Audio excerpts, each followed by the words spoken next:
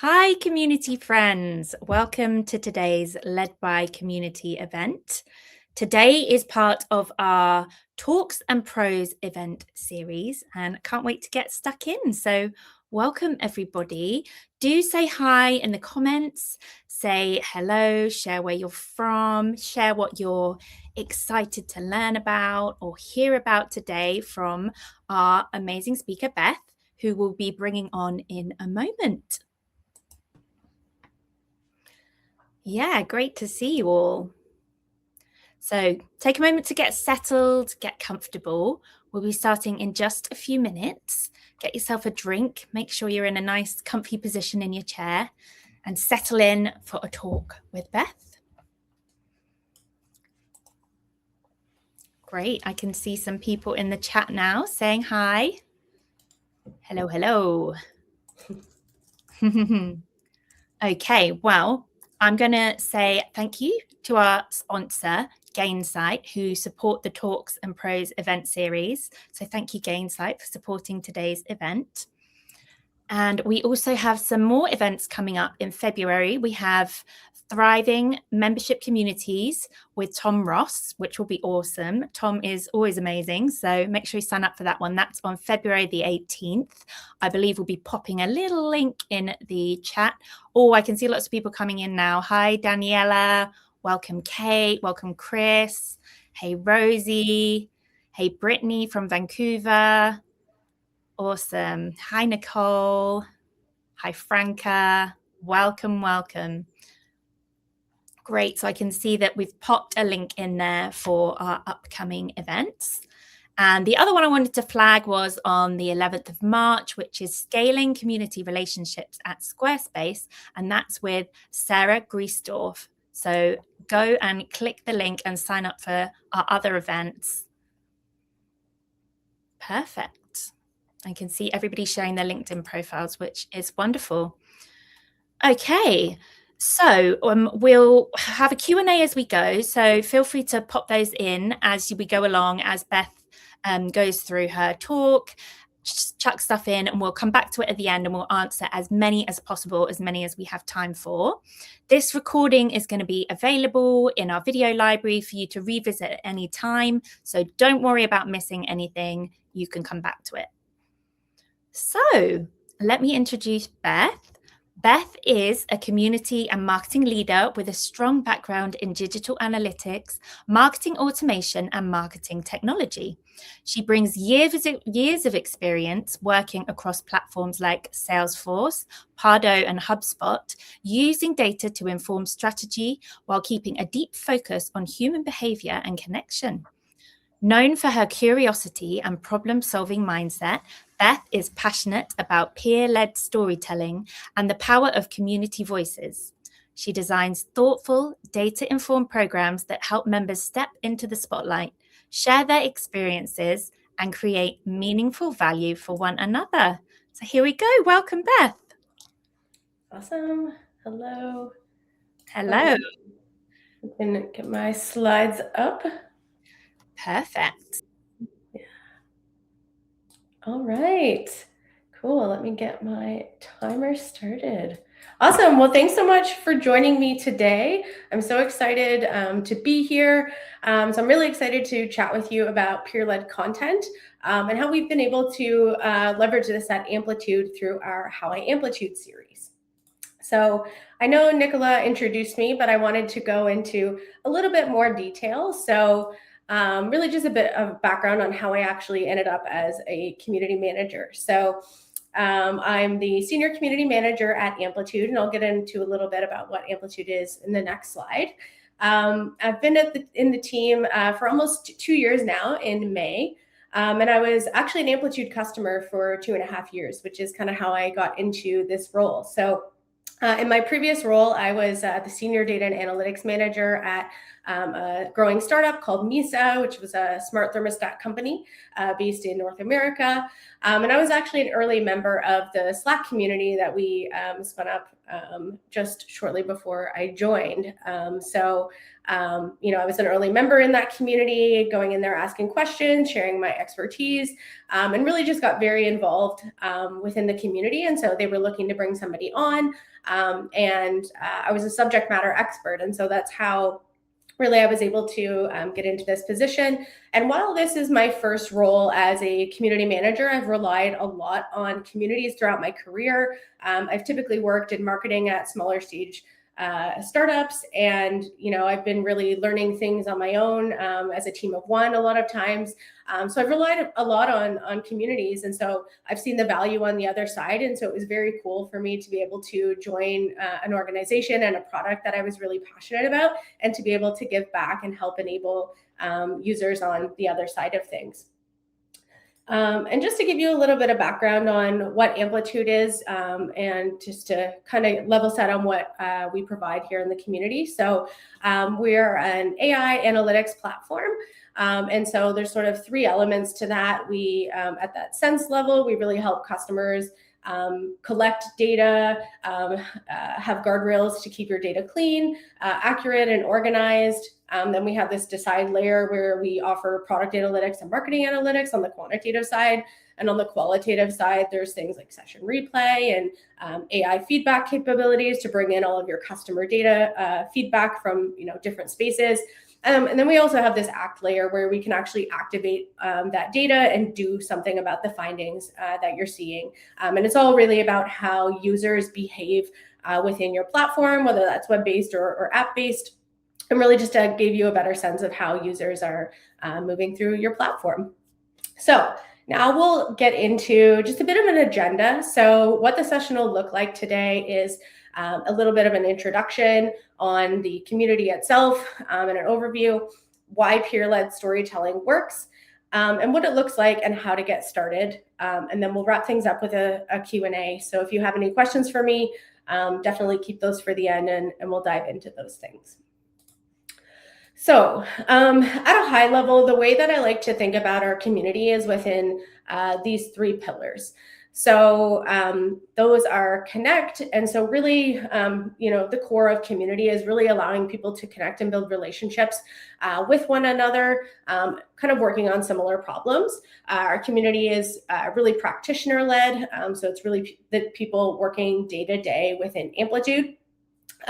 We have the learning pillar, and that's really to learn and understand how other organizations are using Amplitude, and then also just analytics in general, and kind of anything around data culture and using data within your organizations. And then also the grow pillar. So through programs like How I Amplitude, our in-person meetups and other sessions that we host, it allows you to grow personally and professionally, and really to step up and share your expertise with the community. And so what is the How I Amplitude series for us at Amplitude? So it's a monthly peer-led webinar series where practitioners share how they actually use Amplitude in their day-to-day work.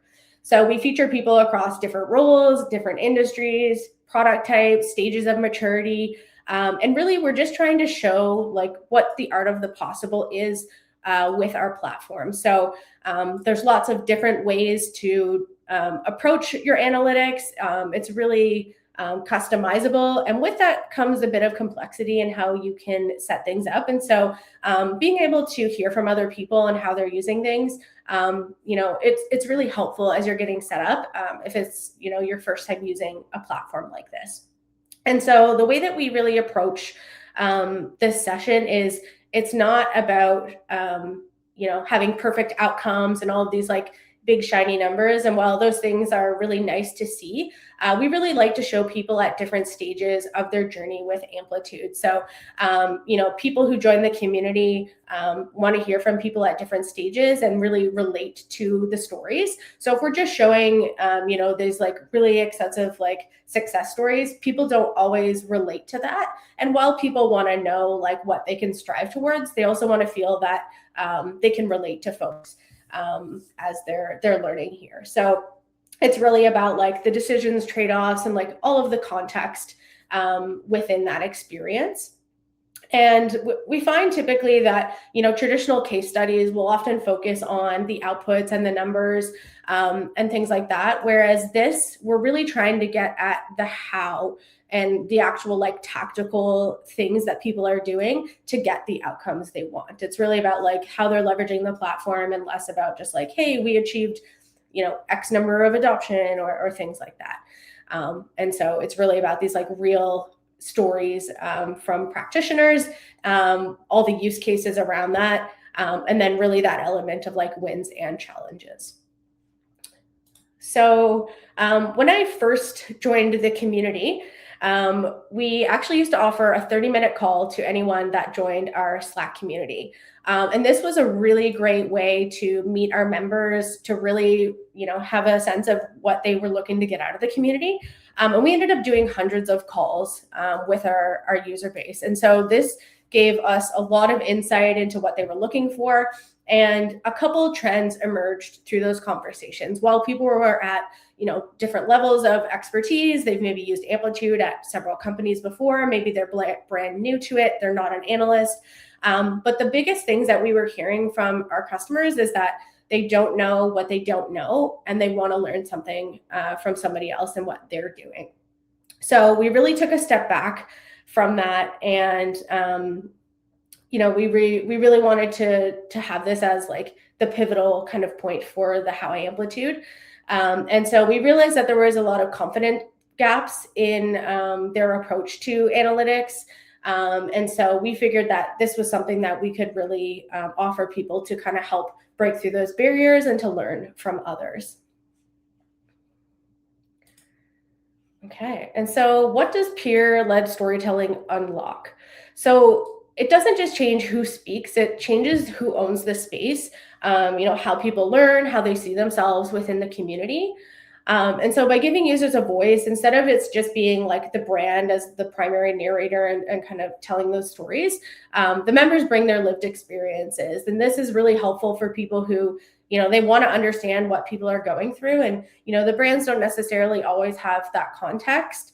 I have the privilege of having used it. And so, I've been able to really communicate like on the same level as our customers because I understand what they've been going through. And so that's been really helpful. But through these programs, it also empowers ownership over the community. And so when they teach or share their expertise, they stop being an audience and they're part of that building experience of the community. And so they actually feel ownership over the community and the direction that it's going in. This contextual learning, so the peers, they don't just share what worked. Like, again, it really comes back to those challenges, the struggle they've had, the mistakes. And, a lot of people will join the community because they want to fast track their learning. They don't want to make those same mistakes that people do. So they want to kind of hear like what issues did people encounter, how to avoid those things. And so that context is really helpful. And then, at the core of community, it's really about belonging and identity. And when these members can see themselves and other people leading these conversations, it really shifts that identity in the space. It stops feeling just like this broadcast to the community and starts feeling like a shared home, like they actually are participating in this broader group.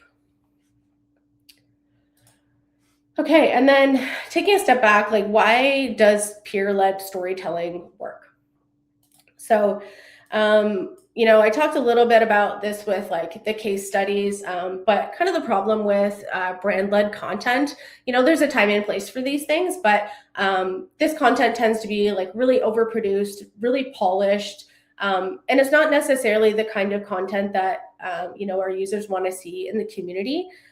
These typically focus on, outcomes and the what and kind of the end results. And what this program tries to do is really focus on that how and the tactical things that went into the outcomes that they're talking about. And so the other piece here, so stories over documentation. Of course, as a technical product, we've got technical documentation. That's obviously a large part of using a platform is understanding just how it actually works. But what those things often miss is like the use cases behind it. And so as humans, storytelling is very important for us to understand and conceptualize things. We learn so much better through this narrative and actual like emotional connection with people. It's a lot more relatable. And it just sticks better in your brain when you're hearing those things from other people. And especially for complex and technical topics. So, a platform like Amplitude, we've made strides on making it easier to use, and it has improved in that way. But, I think it really comes down to your role. If you're an analyst and you work with data all the time, super easy to go in, make a chart, get your insights really easy. And these are becoming, even easier as we develop more AI capabilities within the platform. But, if you're a marketer and you're expected to go in and use Amplitude, it's like a very self-serve product. But if you've never used event-based analytics before, or had to think about some of these things, it can be really overwhelming to jump into. So, this is where stories and use cases can really help people understand how to actually apply those learnings. And so I like to think of this as a flywheel. So kind of starting at the top, you have your stories. By sharing these stories and communicating one-on-one with your members, you're building that trust and safety within that community. And then once that safety and trust is built, you're going to see more engagement because people feel more comfortable and confident to participate in there. And then that's going to fuel more stories. And so, you'll often see people sharing despite not having all of the answers. And this really comes down to that like trust and safety. I think the hard part with building communities is kind of like in those early days, people don't necessarily know like what the expectations are or if it's safe to ask questions. And I find too, like in a technical product community, people don't want to look dumb or they're asking really simple questions. But it's important because everybody starts somewhere and they need to be able to learn from those experiences. So by seeing other people sharing these stories, it empowers other members and really fuels itself. And so I definitely see this as like a flywheel, that the more that you can incentivize and encourage people to share their stories, that's going to encourage other people to share theirs as well. Okay, and so what are some signals to know that the stories are actually landing? And so these are more kind of like qualitative signals. It's not necessarily about like vanity metrics, but you're going to see things like better questions. So they're really going to be formed around use cases and less about like, hey, how do I use X feature? It's more like, I want to have this insight. How do I get that? And so you'll just sort of see different framing around those questions. They're likely also going to be referencing these stories that you're sharing in the community. So this collective knowledge of like different use cases and experiences, those are going to continue to build on past stories. And so, instead of somebody just being like, hey, I'm trying to do X, Y, Z, maybe it's like, hey, I heard Beth share this use case in How I Amplitude, and I'm trying to do this at my organization, but I've encountered XYZ challenge. How do I approach this? And so you'll see like people building on these other stories. And really they're just like referencing each other's approaches, and you're seeing that collective knowledge start building in the community. You're also going to see member validation. So, I find with a lot of these sessions in the chat, like there will be people who are like, yes, like we're experiencing this struggle too. How are you dealing with this? Like, it's just really like validating what they've seen and meeting each other at the same level. Like, hey, there's somebody who's struggled with this too. I can really relate to this and learn from them. And then increased confidence. So it's really more members volunteering ideas, opinions, experiments, like really coming back to that like trust and safety aspect. And then also like with that trust and safety, people are starting to share more ideas as well. If they don't even necessarily have the answer, they're like, hey, I'm trying these things. Maybe you can give this a try as well. And And I know these questions will probably be for Q&A, but yeah, the stories. So our series is really typically about the product itself. Sometimes it's a bit more abstract. So it could be things like, building a data culture in your organization. So it could also be like not necessarily like super tactical about Amplitude, but typically the use cases are around like data itself, experimentation, data culture, those kinds of things. Okay, and so I'm going to go into a little bit of detail on like what this program actually looks like for us, how we actually operationalize it, and then give you a bit of a framework that you can work from as well if you're looking to do something similar in your organization. So how do you actually identify storytellers? So this can come back a little bit to where you are in your community journey. So these first suggestions are really like if you already have an established community and how you might be able to leverage your existing members. So we do this in a couple different ways. So we use Tightknit on our Slack community, which can help us see a leaderboard, and then also folks who are becoming more active as time goes on. So those are really great people to keep an eye on. We also use Common Room to bring together all of our different community spaces. We have a web forum, the Slack community, and then all of our events. So this allows us to kind of see across all of the different spaces that we have, who's the most active and what that looks like. And this can be really helpful as well when we're, looking for speakers for in-person meetups. So that's, I'm not talking about that today, but, that's a very similar approach that we take with our meetups as well, with sharing these kinds of use cases. So we can drill down on specific locations. And then if you have a community platform, you can likely see a leaderboard and activity within those spaces. So, your top contributors are kind of easy folks to go after and talk to see if they might be interested in something like this. I'd say the biggest one here, and the reason why I have this bolded is I think one of the biggest indicators for our community, where it's a technical product, is really based on the quality of the questions and responses that we're seeing. So I can just tell based on how in-depth of a response somebody has, the kinds of questions they ask, the features they're referencing, that they know their stuff. They might be leveraging things in unique ways. So I've been able to identify really great presenters by finding those things.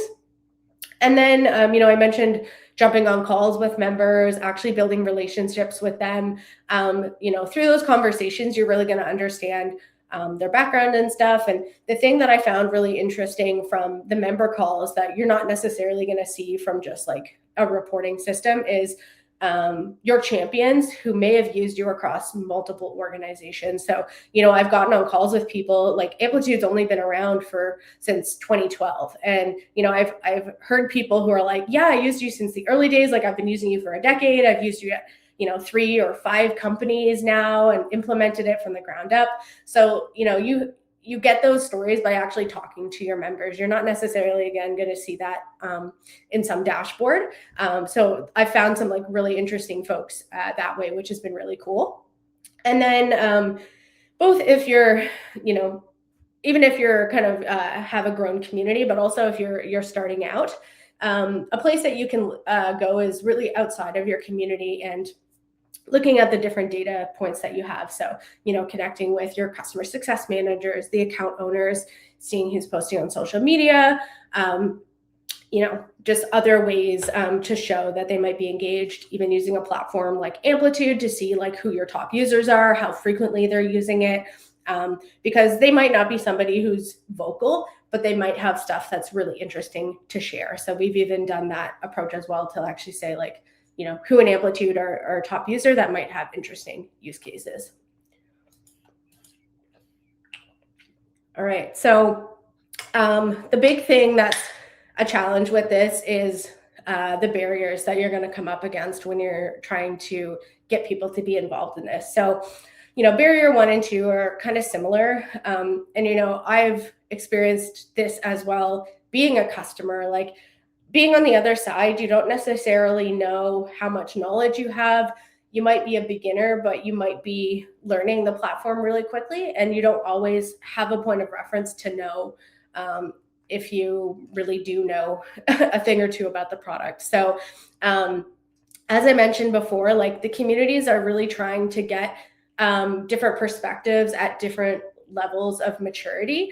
And so how you can kind of combat this is to chat with your members, work with them on co-developing the story, validating and kind of encouraging them that what they're going through or what they've learned is actually worth sharing with the community. If you validate where they're struggling, and then like what would be helpful based on conversations with the community, this can really help encourage people to kind of see their experience in a different way. And I think the other thing too is like normalizing the learning in progress. Really just ensuring that both the stories that you're sharing and the way that you're proposing these ideas to your community, that you make it okay that they don't have all the answers, that you can still learn from not being done or having like the best response or outcome here. It's really about just like the steps that it took along the way and making that okay for folks. And it's not having the right answers. It's just about, the encouragement and the safety and trust is ultimately what it comes down to. And then the lack of time. So building frameworks and resources and examples that your users can use are extremely helpful. So I'll talk about this in the next slide and what this looks like for us. But this has been super helpful to give people a point of reference, because if someone's never done anything like this, they've never watched a session, it's really scary for them because they don't know what's involved, what good looks like. And if you can paint that picture for them, it makes it a lot easier to do those things. So I'll get into that in the next one. Okay, and so what this looks like for us. So member outreach, this could be 1 or 2 steps. It kind of depends on the process. So this could look like, a broad call out in the community where you're saying like, hey, we have spots available over the coming weeks. Would love for you guys to opt in if you have any ideas. This one I find can be less effective because it goes back to some of those barriers where people judge themselves. They don't feel like they have a good enough story. So I found it to be most effective by having direct outreach to different individuals. So this can take more work sometimes because, you actually have to have a conversation, but I find the stories end up developing a lot more naturally, and people, they also feel, what's the word? I guess maybe special a little bit, that you've like noticed them and that you've invited them along into this type of thing. So that's been really cool. And then also having an inbound application form on your website. So if people do find these, they're looking at the recaps, they're interested, then they're like, hey, I've got something cool I'm going to share. So this could be multiple steps. But once somebody has said like, hey, sure, I would love to do this, or like, I'd love to talk more about what this could look like. So really it's a kickoff meeting. You align on the purpose and the outcomes that you're looking to achieve with the session. You help them identify that hook and story, because sometimes they've got a good use case, but they're really just kind of struggling to figure out like what's that key thing to kind of center the story around.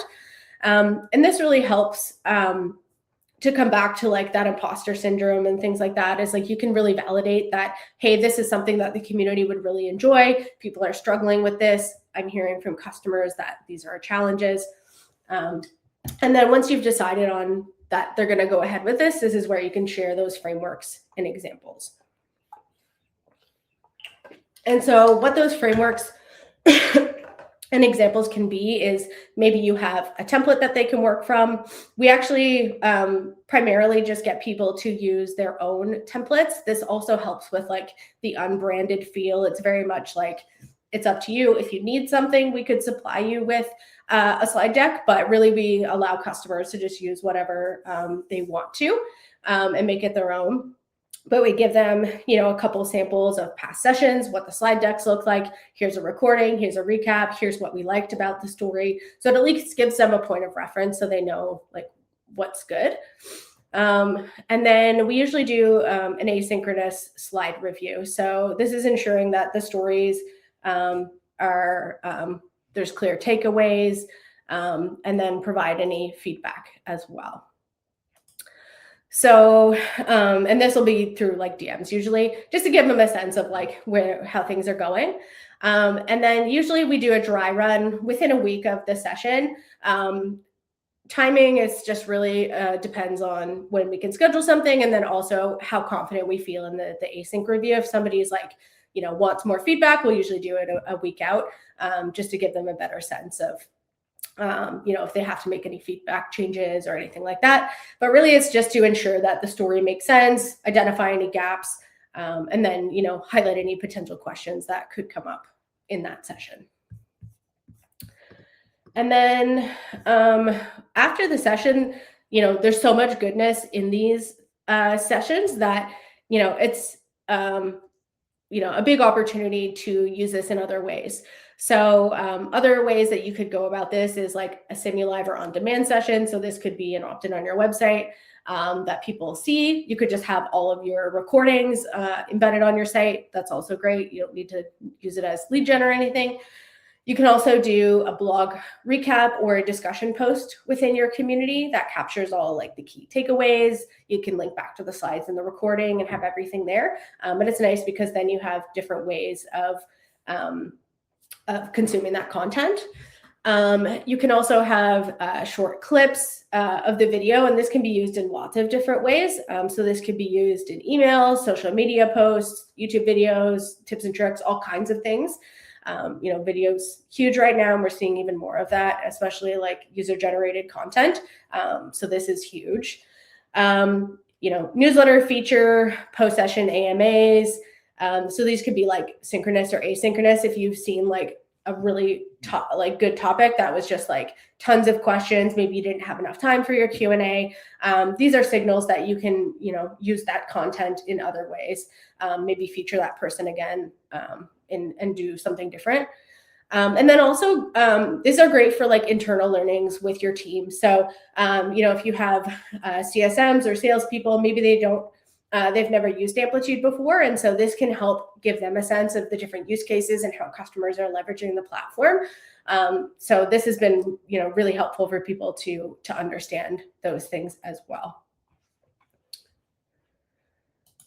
Okay, and then resources to get them started. So we have a one-pager that gives an overview of the series. So really like what's the vision, outline these things and document them. How frequently do you run the sessions? How long are the sessions ran? What's the purpose? Who is the ideal persona that you're presenting to, and what are the outcomes you want?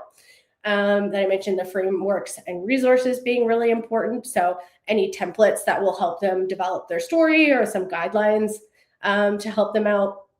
And then also topics of interest. So if you know within the community that there's certain things that come up that people are always interested in, these can help guide the stories that you want to tell within the community. Either that you're choosing people based on the things that have come up, or if somebody is looking for a specific topic they know that they want to present, they can kind of pull from this topic bank. So that can be really helpful as well.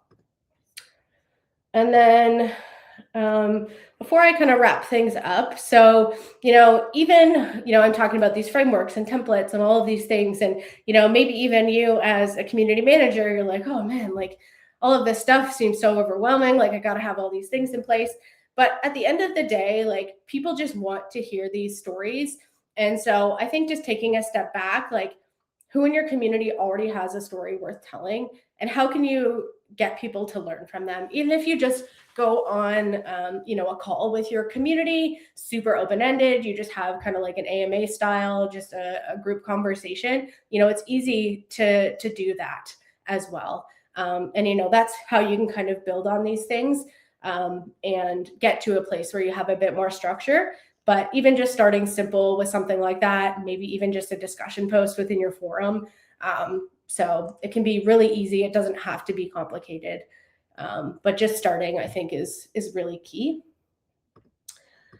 And then before we go to questions, we have kind of the key takeaways that I shared today. So peer stories build trust faster than brands can because they feel real. They're relatable. People can actually learn from these experiences, and they don't feel like they're being sold to. It's actually like this really good story that people can relate to. And your job is to guide, not to perfect. So with these stories, like, I'm not trying to like really craft like the perfect narrative when we're going through like reviews. It's really like the story is theirs. We're just trying to help them ensure that their story shines and that it's coming out within their session, and that the structure matters more than the polished output of that. And then one story can power many moments if you design for reuse. So this comes back to the way that you can repurpose your content.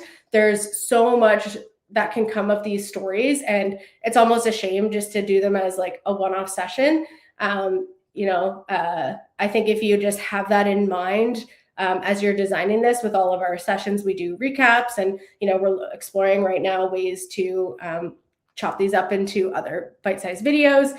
And I think that's also great when you're trying to give your users a voice as well, because it makes them stand out in a lot more ways than just these one-off sessions. So that can be really helpful. All right. So thanks everyone for listening, and we'll turn it over to our Q&A now. Awesome. Thank you, Beth. Thank you for giving us such a brilliant deep dive on this topic and generously sharing all the details of how you've figured things out and how you do things. We do have a fair few questions, so I will read them out for you. So here we go. So, well, they pop up on screen, so you don't need to read them out anyway, just to, give it a little voice. So Naomi has asked, what is the community platform you use? You mentioned a couple, I think. Yeah, so we use Slack as well, and then we have a web-based platform, so we use the Higher Logic Vanilla platform. So those are both of our two community spaces, and so our Slack community is kind of more where there's like kind of off the cusp, more general conversations, and then our web platform we use as it's still kind of like questions and answers, but really it's our resource hub where we kind of house all of these great resources where people can find out about our events. So we use both spaces as well.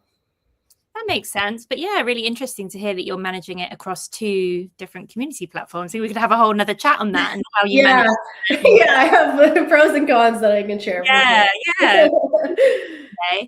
Okay, next one is from Ryan.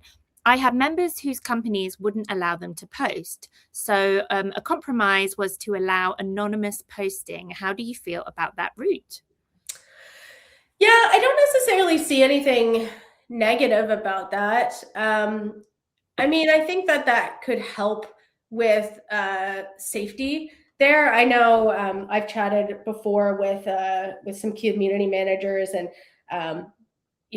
that was something that they had dealt with as well. It was just like I forget, it was like competitor insights or something was their community, and so they were probably potentially going to be sharing insights about their competitors, and so it was this kind of struggle that they had, and I don't see any issues with that. I think this kind of relates to the How I Amplitude series is it's less about that they weren't allowed to post, but it can be a struggle sometimes with, when it comes to data, they're sharing insights and things that, their competitors don't want to see, or they don't want their competitors to see.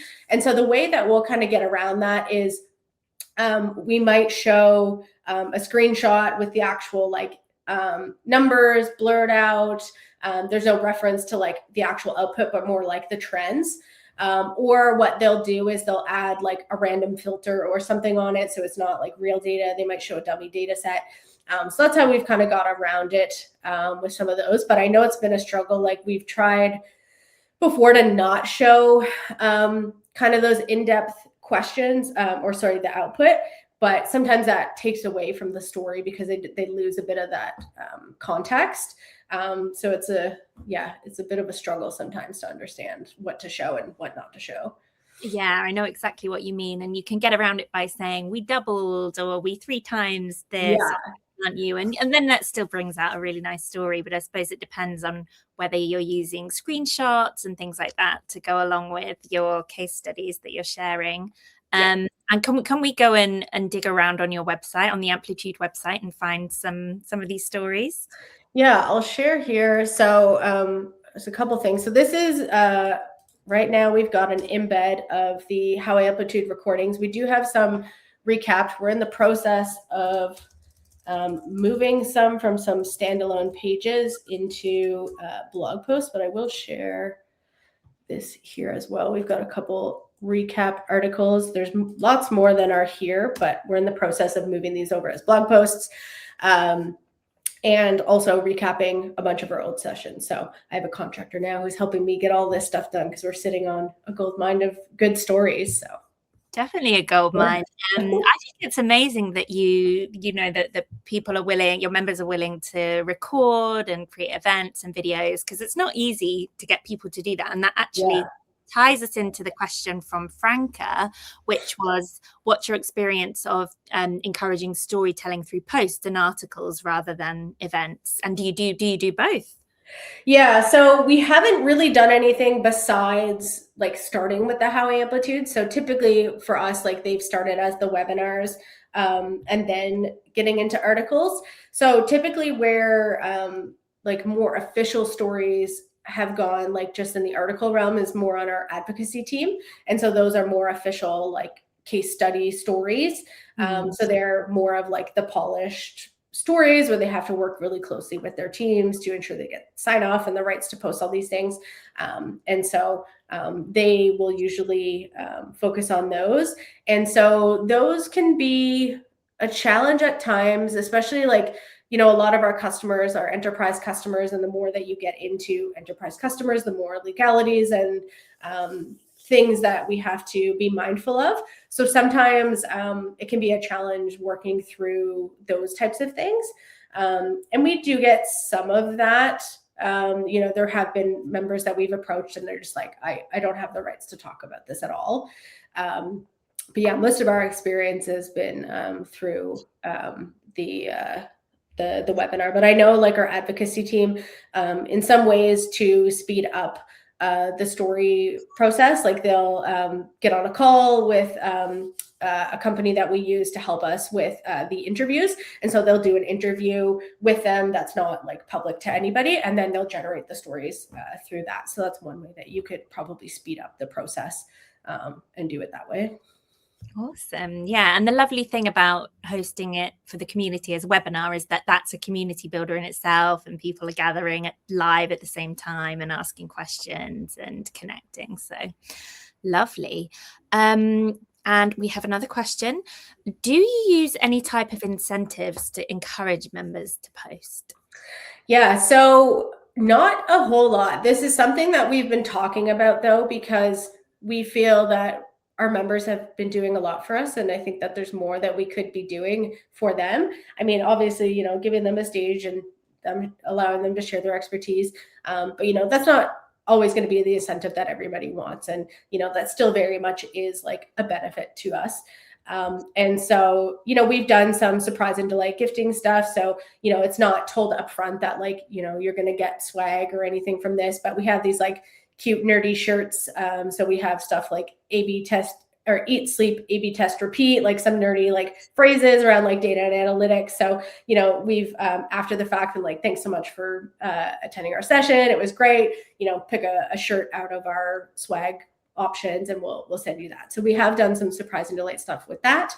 But we do want to do more in terms of like gifting and kind of thinking about like, what are those bigger incentives for the community. Lovely. Well, everybody loves a bit of swag. And again, it is a community builder, isn't it? You see people out and about with the branded items on. It's awareness, community building all rolled into one. Mm-hmm. Perfect. Amanda has asked if you have any tips on simple video editing tools. And I suppose the question is as well, are you editing things yourself? Are you sending them out of house? Yeah, so honestly, this has been like pretty low lift because again, it kind of comes back to that like unpolished sort of stuff that we've talked about. So we run our sessions through Zoom. And so it would be very much like the screen share with the little speaker in the corner. So really our videos are just that. We've done, just some basic like slicing of the start and the end to ensure timing and stuff like that. But honestly, we haven't done a whole lot in terms of like refinement there. And I know like, other types of things like this, like an official brand video, we have a brand team who does those things. But on the community side, we've taken like a pretty like unpolished approach to our stories. Nice. I like that. And I think that I think these days in general, but especially in community, you can get away with that sort of rough and ready, chuck it out Yeah. there. And it almost makes it feel more authentic, especially now with everything feeling too AI and too polished. I think it's, just gets it out nice and quick, doesn't it? If you do it like that. Great. Well, we had another question around if you were building a community from scratch tomorrow, what would you do in the first 90 days to seed a storytelling culture? Ooh, that's a great question. Mm, Um, I mean, I definitely think in the early days, like you have to do a lot of the questions yourself and like really like moving the community forward. And so I think I would probably just be mindful of like the ways that I'm asking questions and really trying to ask them about their use cases. So I'd probably probably through talking to the community, I would try to understand probably what some of their challenges are or where they're struggling, and then use that to like frame questions for the community and ask like how people are approaching these challenges.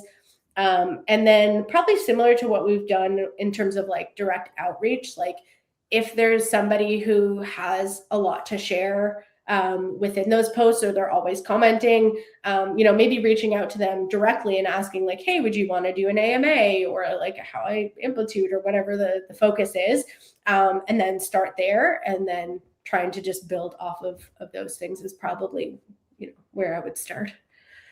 Yeah, lovely. It's like you shared at some point during your presentation around just looking out for those kind of early adopters and Mhm. users, those early super users. And it can be as simple, can't it, as just getting somebody on a Zoom call and recording a Yeah. chat. Yeah. And it can be 5 minutes, totally low pressure, totally small steps at the beginning, can't it? Yeah. Great. Okay, let's have a look. I think, we've got another pop up. Hang on. Here we go. Naomi is asking, what is the interview service platform? I don't know offhand. If you want to message me on LinkedIn, I can definitely get it for you. I know because our advocacy team referenced it a couple times. I can probably even search like internally, but I don't know off the top of my head. But if you want to send me a message on LinkedIn, I'll just share my profile here. I can find out for you. Perfect. So Dan is asking, are there other additional tools to help manage an ambassador program and tips and tricks? Yeah, so funny enough, this isn't an official ambassador program, but it's something we're actually actively in discussions about. So we have an advocacy team, and we're looking to create a community ambassador program. So we're thinking through right now how those things work together instead of taking away from one another. And so we're likely going to be using our advocacy platform for that. And we're in the midst of rolling that out. So Zealot is the platform that we're going to be building that out on. And there are like different missions and things in there that we can set up for folks. So if we want, people to post a story or a view or do something, we can actually set those up within the platform, and they can like assign missions to certain customers. So depending on like if they're an ambassador or an advocate, we can set different missions for different folks. You can, do badges, points, like all of the gamification stuff. And so the other thing we're trying to figure out now is like how to ensure that that's not like a separate experience from our community experience, because obviously there's gamifications and points and things there. So we're just thinking through like the bigger strategy there. But yeah, those are some things that we're looking at. I know a lot of people use Slap 5 as well for advocacy. So yeah. Super interesting. When that one's all up and running, you can come back and tell us. Yeah, I'll do a new session on that one. That'll be a whole nother session. So Ryan has said that you mentioned repurposing videos. So are you using editing software? Well, I suppose you mentioned that your marketing team take care of bits that go out.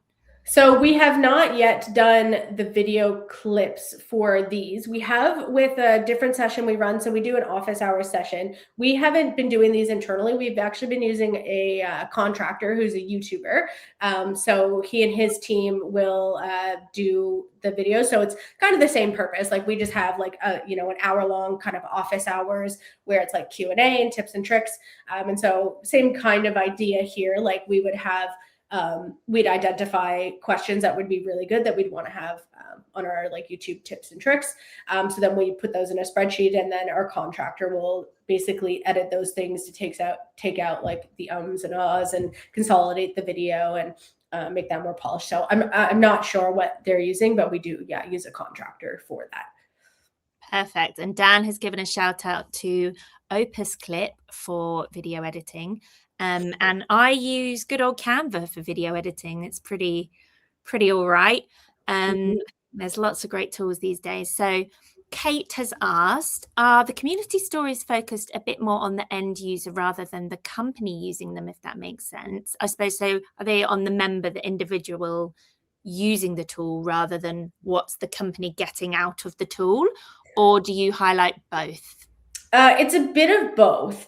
So it is very focused on roles. So like for example, there's been one of our customers in particular, there's been 3 different people in their organization that have done How I Amplitude sessions. And it is ultimately about like the things that were outcomes for the organization, but it was specific to their role. So we had someone who was like a product analyst focused on retention. And so she shared about like, the different things that she did within Amplitude to be able to get these findings that were specific to her role. So really it is about like celebrating the users and the work that they did. But ultimately we do mention the company and where they're from, and that's always part of it. I think we probably could anonymize it if needed in some situations, because in some cases it's very much like, hey, I work with experimentation. I built this framework for my company, regardless of what company it is. This is what I did and how it's being used at my organization. So we could probably, in a lot of cases, like take the company out of it. But yeah, it's very much like the member and how it pertains to their role and like what they did and got out of it. And I guess because it's a community program that, your goal is to be helping the members to exceed at their job by using your tools. So that's why you've shaped it in that way. It's not as much of a marketing program. It's more of a member program, isn't it? Yeah. Okay. So Ryan has asked, let's do this one first then as it popped up. How do we encourage storytelling without pressuring people to overshare? I can't say that I've really experienced that. I don't think there's been a hesitation of like oversharing. I think it's been more like the hesitation around like privacy and like what they are or aren't allowed to share. So I think it's been that. And I think it's like also been just that encouragement of like, I don't know enough, like who am I to be on here doing this webinar to saying like, oh, I did this, this, and this. And it's like, it's not necessarily about that and you being this person who's achieved all these things. It's really like the story behind it and how people can learn from you. So yeah, it's more that. Do you ever struggle to find people to take part, or do you sort of just, what's the frequency that you're putting them out? Yeah, so we're doing them monthly. At one point, we were doing them bi-weekly, and then we scaled that back because it's hard. Like, there's only so many members, so we were like, just to ensure that we can keep up on things. I would say, yeah, sometimes I find like, I might have them planned months in advance. Other times it's like, I'm kind of planning the next one as the last one finishes. So that's the thing that I'm trying to figure out now is how to make it a more proactive thing that people will raise their hand, and we always kind of have this like pipeline of people. I'd say like we've had good success with direct outreach, but then we get ourselves into the situation where it's like, okay, now I need to like go and do more outreach. So I'd say that's where I need to figure out how to scale it a bit more, and then maybe it's through some of these like incentives and things like that. But we've had almost 50 people on, 50 sessions. We've had a few people who've done a few sessions, so probably like 35, 40 people who've gone through this. So pretty good. Yeah, that's amazing. And I think anything in community building, when we're asking members to do things, or direct outreach is always so important. And so often the way we have to do things, even, even best intentions, we don't have people queuing around the block. No, wish we did, but we so often don't. So great, we've got 5 minutes, so let's keep going these questions because they're still coming in. So amazing. How big is your community, and are you segmenting any of the videos? Yeah, so our total community with all of our event signups and everything, we have almost 36,000. So pretty big, but in our actual community spaces, so our Slack community is about 6,000. And then same with our web forum. And so, and interestingly enough, so typically we're actually promoting these series as well to our broader user base and not just the community. And it's actually allowed us to build the community more because people will hear about our sessions through marketing emails, then they attend the sessions, then they get the follow-up to be like, hey, we have their community. You should join to learn more about these things. So it's actually been a great way to grow the community. But yes, we do segment these to different groups. So actually I use Amplitude to create the cohorts and the segments of who I will send this to. So within Amplitude, I can create a cohort based on user profile information as well as like their behavior within the platform. So if I have a session that's like, about our experimentation platform, I might target people who are using the experiment features, or there may be a marketer or something like that.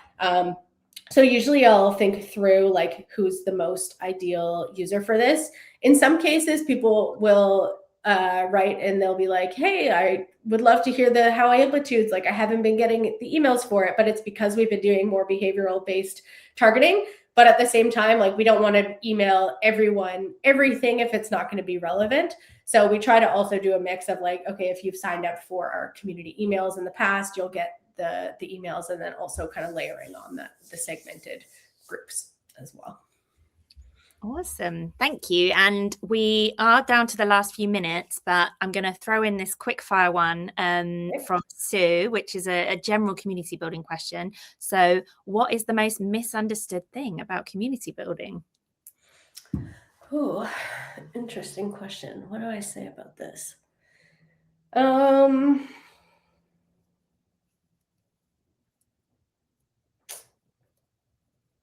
Misunderstood thing.